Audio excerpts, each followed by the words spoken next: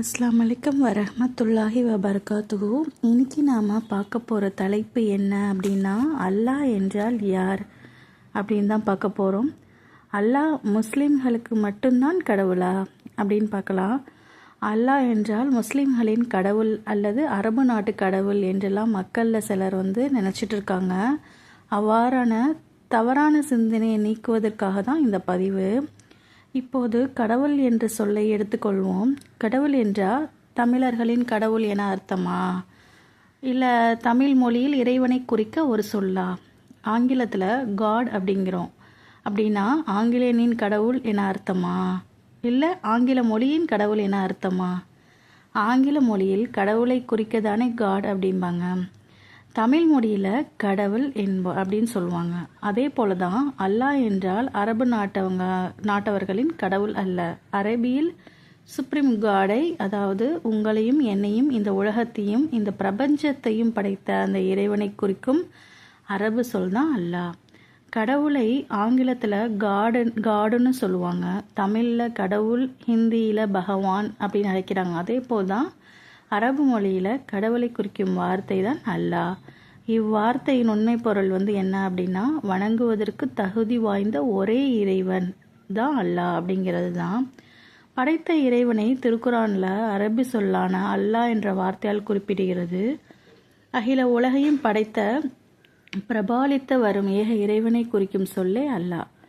அரபு மொழியில் இந்த வார்த்தைக்கு ஆண் பாலும் கிடையாது, பெண் பாலும் கிடையாது. பன்மையும் எப்போதும் ஒருமையிலையும் விளங்கும். அல்லாஹ் என்பது அரபு சொல்.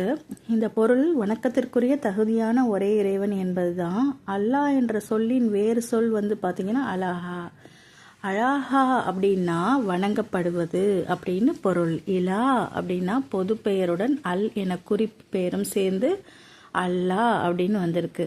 தமிழ் மொழியில் கடவுளை குறிக்க பல பேர் இருக்கு. கடவுள், தெய்வம், நாதான், சக்தி, இறைவன், பகவான், தேவன், இப்படி நிறைய மாறலாம். ஆனால் எளிமையானது, அதாவது தெய்வம், தெய்வங்கள், கடவுள், கடவுள்கள், தேவன், தேவர்கள், காட்ஸ், இறைவன், இறைவி, தேவன், தேவி, கடவுள், ஆண், பெண் என்பது உறுப்பால் ஆன வித்தியாசம்தான். நம்மை போன்றுதான் கடவுளும் என சொல்வது கடவுளை கொச்சைப்படுத்துவது போன்றது ஆகும்.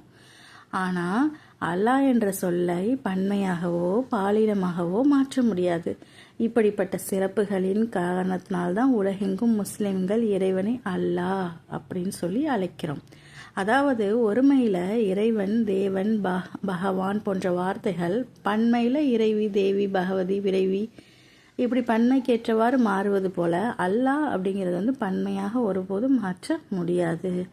இஸ்லாமிய நம்பிக்கைப்படி நம்மை படைத்தவனுக்கு 5 இலக்கணங்களை வரையறுக்கிறது. ஏகத்துவம், நம்மை படைத்தவன் வணக்கத்துக்குரியவன் ஒருவன்தான். 2வது பார்த்தீங்கன்னா, இவ்வுலகில் படைப்பாளனை பார்க்க முடியாது. 3வது பார்த்தீங்கன்னா, நாம் பல தேவைகளுக்கு மத்தியில் தான் வாழ்ந்திருக்கிறோம். உயிர் வாழ தண்ணீர், உணவு, சூரியன், மரம், செடி, கொடி எல்லாமே தேவை. இது போன்ற கடவுளுக்கு தேவைகள் இருக்கலாமா? தேவைகள் என்பது படைத்தவனுக்கு கிடையாது. அந்த ஏக இறைவனுக்கு நம்மை போலவே பெற்றோர், குழந்தைகள், ஒரு பல்வேறு மனைவிகள், குடும்பங்கள், ஆசைகள், இச்சைகள் படைத்தவனுக்கு இருக்கக்கூடாது. ஆக படைப்பாளன் பார்த்தீங்கன்னா யாரையும் பெறவும் இல்லை, யாராலும் பெறப்படவும் இல்லை. 5வது பார்த்தீங்கன்னா, படைப்பாளனுக்கு எவரும் நிகரும் கிடையாது. இப்படி பகுத்தறிவுக்கு மாற்றமில்லா இறைவனை இஸ்லாம் வரையறுக்கிறது. காரணம், கடவுளின் பெயரால் உலகில் மக்களை ஏமாற்றி பிழைப்பதும், வதைப்பதும், மோசடி செய்வதும் போன்ற வித்தைகள் அனைத்திற்கும் இலக்கணம் முட்டுக்கட்டை போடுகின்றது. அல்லாஹ் முஸ்லிம்களுக்கு தான் மட்டும்தான் கடவுளா அப்படின்னு ஃபர்ஸ்ட் பார்க்கலாம். வானம், பூமி, சூரியன், சந்திரன், கிரகங்கள், கடல், மலைகள், நீர், உயிரினங்கள், மனித இனங்கள் போன்ற படைப்புகள் இருப்பதே படைப்பாளன் இருப்பதற்கான ஒரு சான்று. பகுத்தறிவை நாம் பயன்படுத்தும் போது இறைவன் எத்தனை என்ற கேள்விக்கு முதலில் விடை கிடைக்கிறது. ஒன்றிற்கும் மேற்பட்ட கடவுள்கள் இருப்பதாக வச்சுக்கலாம்.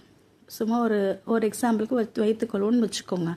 ஒரு கடவுள் ஒருவரை தண்டிக்கவும் மற்றொரு கடவுள் அவரை காப்பாற்றவும் முனைந்தால் கடவுள்களுக்குள்ளேயே போர் மூண்டு உலகம் என்றோ அழிந்து போயிடும். வானம் பூமி மற்றும் கோள்களில் இயக்கங்கள் படைக்கப்பட்ட காலம் முதல் இன்னைக்கு வரைக்கும் ஒரே சீராக இயங்கிக் கொண்டிருக்கின்றன. இன்று வரை ஒரு சீராக இயங்கிக் கொண்டிருக்க இந்த நிர்வாகம் செய்பவன் ஒரே ஒருவனாக தான் இருக்க முடியும். அதுவே நம்ம பகுத்தறிவுக்கு தெளிவாக எடுத்துரைக்கிறது. இஸ்லாம் போதிக்கும் கடவுள் கொள்கையில் உலகில் உள்ள மற்ற மதங்களின் இறை கொள்கையை விட சற்று வேறுபட்டு நிற்கிறது. காரணம், இஸ்லாம் ஓரிரை கொள்கையை போதிக்கிறது. மற்ற மதங்கள் அனைத்தும் பல கடவுள் கொள்கையை போதிக்கின்றது. உண்மையில் படைத்த இறைவனை வழிபடுவதற்கு எந்த பொருள் செல்வமும் தேவையில்லை. அவனை நேரடியாக வணங்குவதற்கான இறை தூதர்கள் கற்றுத்தந்தார்கள். அவனை அழைப்பதற்கே நம் தேவைகளை கேட்பதற்கோ நமக்கும் இறைவனுக்கும் இடையில் எந்த தரகர்களும் தேவையில்லை. எந்தவித வீண் சடங்குகளும் அங்கு இடமில்லை.